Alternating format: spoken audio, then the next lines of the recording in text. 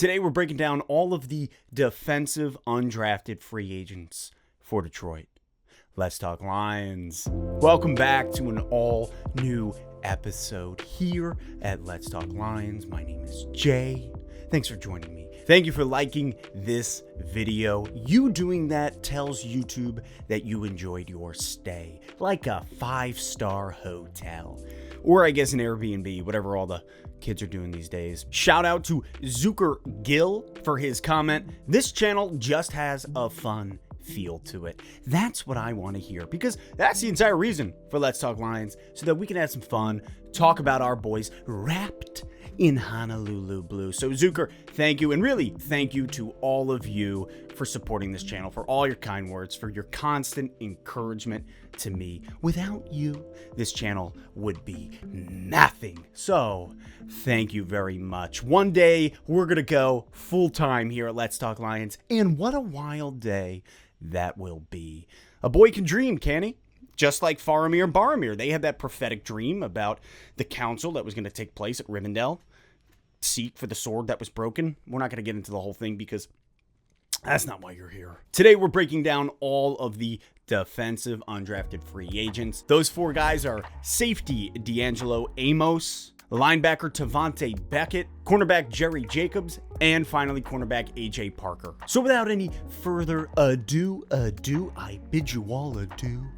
Let's get into it. First, we have safety Deangelo Amos. He's 6'1", 184 pounds. And doing my research, some of his best traits, his strengths, are his patience and his vision. He's really good at reading the eyes of the QB, picking up where he's looking, the quarterback is looking to throw the ball. And quite frankly, that's one of his best traits, picking up the quarterback's eyes, reading and diagnosing the play that's unfolding before him. He changes direction well, and he's also great at wrapping up, finishing the tackle. And interestingly enough, our guy can play special teams, specifically as the returner. That vision comes in handy. He's able to scope out the field, see where the defense is coming at him, and make adjustments accordingly. That vision is huge as a returner. He definitely needs to work on making adjustments and getting better at finding the right angle to make tackles. A lot of times his trajectory is off base.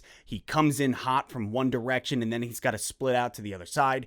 That is an area that he's got to work on. It's like in men's softball when you watch a ball get hit to the outfield and the outfielder beelines it and then is like, oh my God, it's going over my head, and has to kind of shift the angle. He botches the play. Everybody on his own team starts booing him, and it's not a good thing. Nobody wants to see that. I mean, it sucks for him, sucks for the team. Everybody's like, what are you doing, man? Come on. I've seen it happen. In fact, last night I watched a guy on my own team get booed who's by his own players. And I'm not going to say that I started the booing, but I did. Also, another area he's got to work on is he allows a lot of wide receivers to get in front of him and make the play. Moving on, we have linebacker Tate Beckett. Beckett's 5'11", 220 pounds, and he is also great at reading the offense, diagnosing the play as it unfolds. He definitely excels at stopping the run. However, he is undersized for a linebacker. His size is not primo linebacker bulk. He's definitely smaller for the position, which is why I really think that he would find more success on the special teams unit. But I will say he is aggressive and he's excellent at making tackles. Next up, we have cornerback Jerry Jacobs. He's 5'11", 203 pounds. But one of the glaring issues on Jacobs' resume is that torn ACL. I believe it was in 2019. Tore his ACL, stopped him from playing the remainder of the season, and then it goes a little bit further into 2020.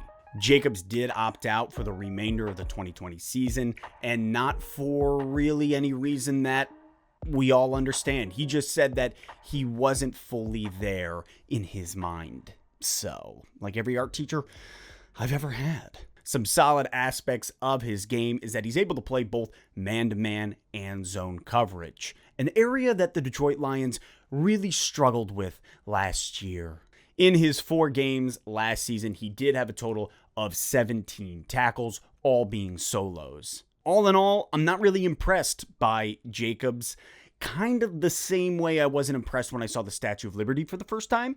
I just was like, okay, but you should be bigger. It should be bigger. It should just be bigger. It's just not that impressive. Ugh.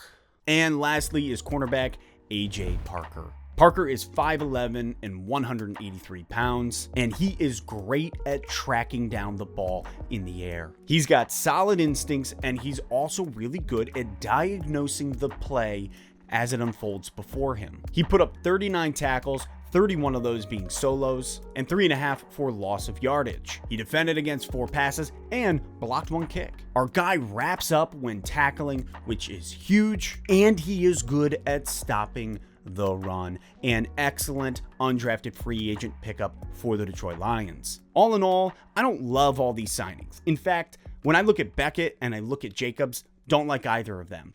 Beckett is an undersized linebacker who is probably, I've seen in a lot of scouting reports, be better suited to play safety, interestingly enough. And then you've got Jacobs, who I don't think we have enough tape on. Really, him getting injured in 2019, then opting out, hurt him coming into the draft, coming into this season. However, he really could hit the offseason, show up, show off, and really solidify a position. But I don't see that happening. But then between Amos and Parker, I like both of those guys, and I think that Parker has a leg up, has the most potential for success under Aaron Glenn here in Detroit. I think that all of his skill sets could really be of a huge benefit, and if he is developed well under Glenn, that is some extra depth at the cornerback position. But what do you think? Drop your thoughts in the comments. And as always, I'll catch you next time on Let's Talk Lions.